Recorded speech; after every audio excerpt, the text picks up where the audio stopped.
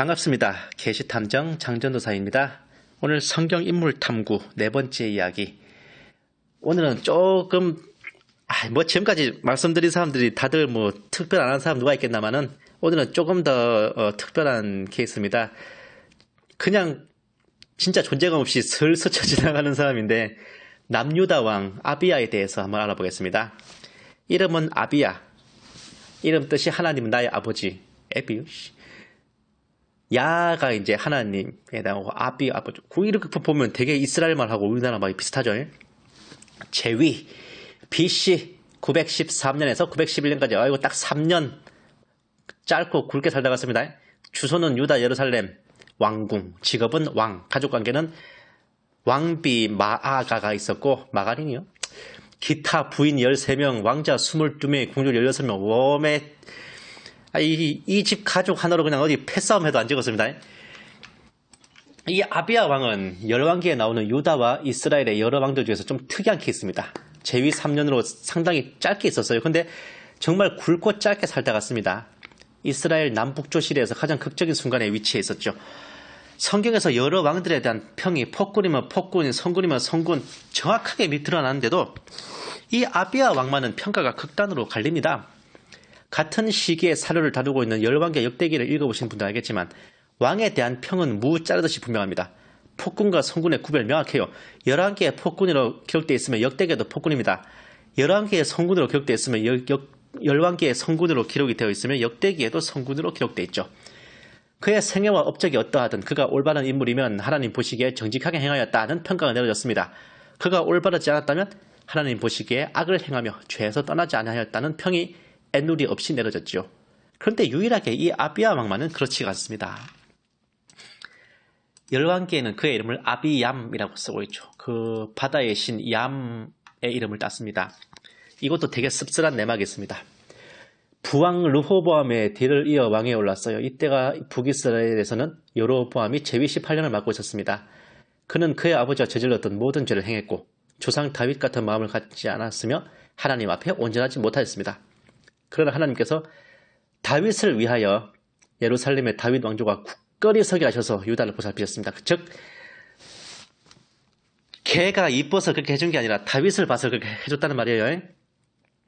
그리고 특별한 이유도 기록되지 않은 채 즉위 3년 만에 사망하여 다윗성에 장사됐습니다. 열왕기에 기록된 행적은 이걸로 끝입니다. 정말 흠잡을 것 없는 깨끗한 평이죠. 한마디로 이 인간은 자기 아버지와 마찬가지로 싹바가지가 손에 손잡고 둥글게 돌며 춤을 추는 인간입니다. 자기 아버지 때 나라가 쪼개지고 이집트의 침공으로 솔로몬 시절부터 모아놓은 보물들을 깡그리 다 털리는 걸 보고도 하나님을 찾기는커녕 아버지가 한 것처럼 우상숭배를 하고 죄악을 범한 겁니다. 그나마 마음 넓어진 하나님께서 그의 조상 다윗을 보셔서 참으시고 다윗의 자손이 왕위를 이어갈 수 있게 하시는 바람에 그나마 왕위를 붙여먹고 자기 아들에게 물려줄 수 있게 된 거죠. 열왕기의 평가로만 보면 정말 굵고 짧은 악당입니다. 그런데 역대기에 보면 이와는 전혀 다른 정말 극과 극을 달리는 얘기가 나옵니다. 열왕기에 단지 아비암과 여로보암 사이에 전쟁이 있었다라고만 적혀있는 그 전쟁 이야기가 나오거든요. 역대기에서는 이제 그의 이름은 아비야라고 나옵니다.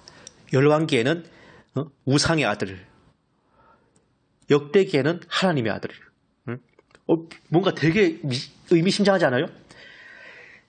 그는 유다의 장정들을 탁탁 끌고 모아 40만 대군을 일으켰습니다. 그러나 그를 막아선 이스라엘 군대는 무려 80만 명, 2배가 되는 적과 대치한 에브라임의 스마라임 산에서 아비야 왕은 담대히 앞으로 나가 성경사의 길이 남을 위대한 연설을 합니다.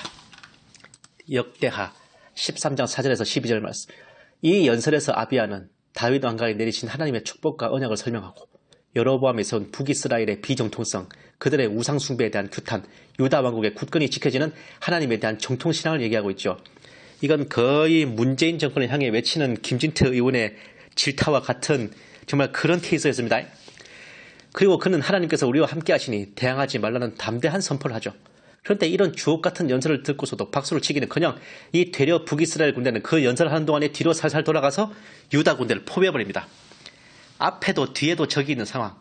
이때 아비야와 유다 군인들은 도망치고 항복하기보다 하나님께 부르짖는 것을 택했고 하나님은 그들을 도와 여로보암과 이스라엘 군대를 쳐서 80만 명 중 50만 명을 사살하고 이스라엘 군대가 유다 앞에 항복하는 위대한 승리를 허락하셨습니다.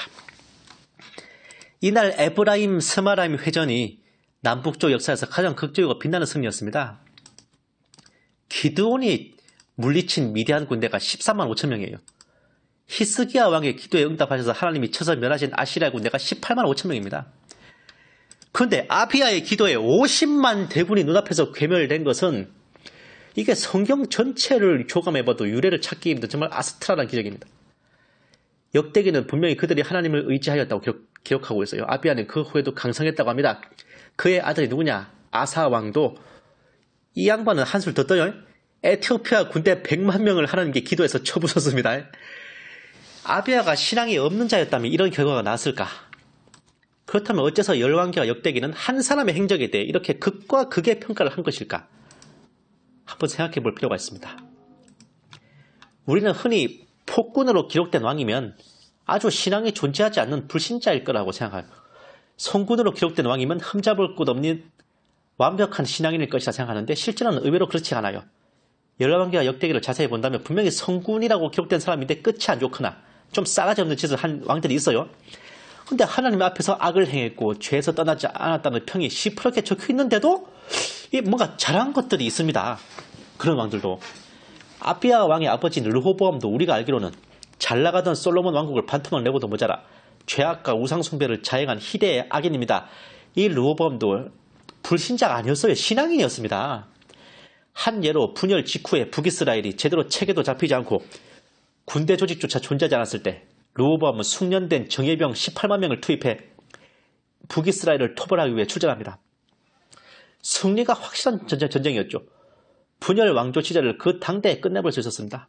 그러나 하나님이 선지자 스마야를 보내 막으시고 철군을 명하시자 놀랍게도 르호보암은 즉시 순종하여 처수합니다.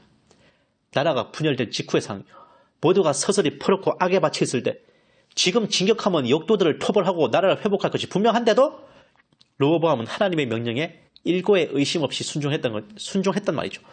그 후에도 북이스라엘에서 도망쳐온 레위 지파를 수용해서 하나님께 올리는 제사가 끊어지지 않게 했고 이집트의 침공으로 위기에 처했을 때도 즉시 회개함으로써 하나님께 은혜를 입어 나라를 이어갔습니다. 아비야 왕은 이런 아버지의 신앙을 보면서 자랐어요. 그 또한 신앙인으로 성장했습니다. 스마라임 산에서 외친 그의 연설은 아비야 자신의 진심이고 참된 신앙 고백이었습니다. 그가 거짓된 신앙인이고 악인이었다면 하나님이 왜 그를 위하여 손을 펴셨겠습니까? 그의 왕가를 왜 지켜주셨겠냐고. 그러면 그는 왜 열왕기에 나온 것처럼 그렇게 부정적인 평을 얻게 됐을까요? 이유는 간단합니다. 빛나는 승리와 성공의 순간에 그는 눈깔이 뒤집혔습니다. 자신이 어떻게 위기에 처했고 하나님이 어떻게 자신을 도왔는지 그걸 기억하지 않았어요. 눈앞에 놓인 성공의 열매에 취했고 그것이 영원히 자기 것이 될 줄 알았습니다. 그의 아버지의 신앙을 보며 자라 신앙인이 된 그는 그의 아버지가 성공의 순간에 타락한 것을 똑같이 따라 승리의 순간에 하나님을 버렸습니다. 그가 섬긴 우상은 바다의 신이라 일컬어지는 얌신인데 그의 죄악을 기억하고자 열왕기에서는 그의 이름을 하나님은 나의 아버지라는 아비야 대신 얌은 내 아버지라는 아비얌으로 기록했죠. 사울이 바울로 변화되는 역사가 여기서는 거꾸로 된 겁니다. 솔로몬과 르호보암에 의해서 보듯이 우상숭배에 꼭 첨부되는 죄악이 있으니 여색을 탐하는 것이었죠. 그의 할아버지와 아버지처럼 아비야는 여자를 무지하게 탐했습니다. 재위 3년 만에 와이프가 14명, 아들이 22명에 딸이 16명입니다. 그가 3년 만에 사망한 것도 아마 무절제한 그런 성관계로 기력이 소진돼서 급사했을 가능성도 있어요. 아니면 그가 오래 살면 살수록 더 타락할 것이고 그를 계승할 아사왕에게도 전혀 좋은 본이 못 되기 때문에 하나님께서 그를 일찍 데려가셨을 것으로도 추측됩니다. 그리고 이게 좀 잠깐 스쳐 지나가지만 아비야는 분열 왕국 시대를 끝내고 통일 군주로 등극할 기회를 스스로 저버리기도 했어요. 만약 북이스라엘 군대가 거의 전멸당하고 항복한 이때 아비야가 계속 전진해서 디르사, 사마리아, 이스라엘 이런 지역까지 치고 올라갔다면 북이스라엘은 여로보암을 처음이자 마지막으로 멸망했을 겁니다. 아비야는 2대 만에 통일왕국을 회복했겠죠. 그러나 아비야는 하나님이 주신 위대한 승리와 그 기회를 퇴색시켰고 결국 그의 승리는 베델을 비롯한 남부의 성읍 일부를 뺏는 걸로 그쳐버립니다. 그리고 이후 분열왕국 시대는 수백 년을 더 이어가게 되죠. 아비야는 신앙을 가진 부모에게서 태어나 신앙을 배우면서 자랐고 자신의 신앙과 믿음으로 말미암아 하나님의 은혜를 입었습니다. 다시 없을 찬란한 기적을 체험하고 놀라운 성공을 거두었습니다. 그러나 성공하고 다 이룬 그 순간 그는 자신에게 그것을 허락하신 이가 누구인지를 생각하지 않았습니다. 교만하고 하나님을 잊는 순간 그에게 찾아온 것은 죄악과 우상숭배, 그런 그의 신앙과 위협은 간대없고 폭군이자 악인으로 기록되었으며 하나님은 나의 아버지라는 아름다운 이름마저 잃어버린 채 한낱 우상의 아들이라는 그런 치욕적인 이름으로 기록되어야 했습니다. 자신을 위협하는 수십만 명의 대적 앞에 담대히 서서 자신의 신앙을 증거했어요. 하나님을 배반한 자들을 소리 높여 꾸짖으며 목숨을 잃을 위기 속에서도 흔들리지 않고 하나님만을 의지하며 마침내 전례 없는 빛나는 기적과 승리를 체험했던 유다왕 아비야. 그러나 그의 모든 체험과 열매들은 그가 교만하고 나태해진 그 순간에 그 빛을 잃고 사라져버렸습니다. 기억해야 돼요. 한 번 가진 신앙이 그 상태로 영원히 가지 않는다는 것을. 우리가 나태하고 교만해지는 순간 언제든 죄악은 우리를 뒤덮을 수 있습니다. 사울이 바울로 변화되는 역사만큼이나 아비야가 아비암으로 변화되는 역사도 있다는 것을 잊지 말아야 할 것입니다. 예수님의 이 말씀을 기억하세요.